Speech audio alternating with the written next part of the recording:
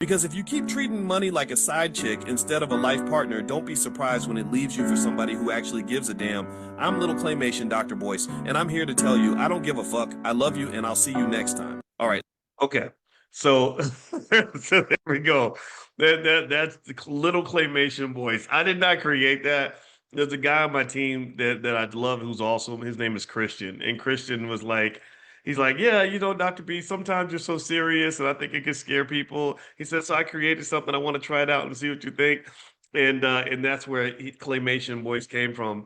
And I was like, actually, I kind of like it. I like no nonsense stuff. That's how my daddy used to talk to me. He'd be like, that's stupid. Like, why are you doing that? Like, that's in fact, I remember one time I was on Stephen A. Smith's show. He had a show called Quite Frankly with Stephen A. Smith. And I was on the show with it was me, Stephen A. and Method Man, the rapper. And Method Man said something that I didn't agree with, but I just kind of laughed along because you just, I try not to pick fights unless I have to. And after I got done, my father was like, "What were you doing?" I said, What do you mean?" He said, I know you didn't agree with what he said, so you should say something because you should never co-sign on ignorance. Never co-sign on ignorance. So um if you want to know where that comes from, like sometimes when I'm like, that's stupid. Like, what is this crap? The BET awards. Like, what person thinks that a black child can watch these award shows and actually grow up and have a good life? That's where that comes from. It comes from the fact that I get tired of people pussyfooting around with reality and truth. Like, yo, you got children out here dying, catching STDs. I mean, what the hell? Why does a 10-year-old have chlamydia? Like, like what is going on here? Oh, well, because every day she's watching videos of, women twerking for money. Like, and like that's a normal thing to do. And I just kind of think we have to be honest with ourselves and with the world if we want to fix this. I kind of feel like you have to be a little bit rude sometimes, and that's where that and so that comes from my father. I'm gonna be honest with you.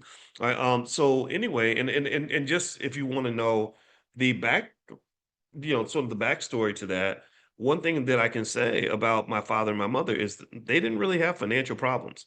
When I got my job and I started making lots of money, I had a friend who had some parents that lived in Alabama, and they were stressing her out. Every month they were calling, asking her to send them hundreds of dollars, if not thousands of dollars, because they couldn't pay the bills. I never had that problem with my parents. My father, he kept a perfect credit score because he knew that nobody was going to do it if he didn't do it. When he got the chance to pay off his house, he did it.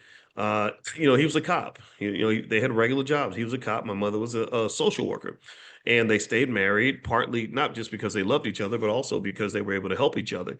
They had plenty of money in the bank.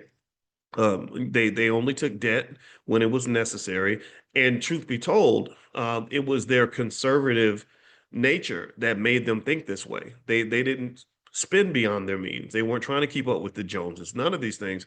So again, not to say they were perfect, not to put them on a pedestal, but just to sort of show you that a lot of these financial challenges in the Black community are solved if you go back to the basics of who you are.